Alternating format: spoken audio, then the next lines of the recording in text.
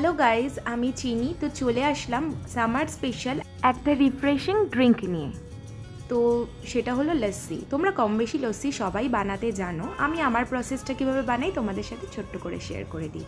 তো প্রথমে আমি দিয়েছিলাম একটা মিক্সার গ্রাইন্ডারে দই, এটা তো অবভিয়াসলি লাগবে।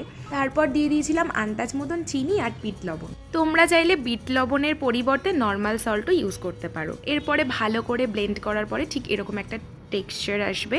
আমরা 5 গ্লাস বানিয়েছিলাম আর তার উপরে দিয়ে দিয়েছিলাম আইস কিউব। ঠান্ডা ঠান্ডা জাস্ট দারুণ লাগে। তোমরা আইস কিউবটাকেও স্কিপ করতে পারো, তার পরিবর্তে তোমরা ঠান্ডা জল দিতে পারো। এরপরে উপর থেকে জাস্ট স্প্রিঙ্কেল ওয়াইজ ভাজা মশলা দিয়ে দেওয়া হয়েছিল। আর আমাদের এটা খেতে ভীষণ ভালো লাগে ভাজা মশলাটা। তোমরা এটাও যদি না চাও এটাও স্কিপ করতে পারো। আর এই লস্যিটা বানিয়েছিল আমার বোন। আর এই তো তৈরি হয়ে গেল গরমের স্পেশাল ঠান্ডা ঠান্ডা লস্যি।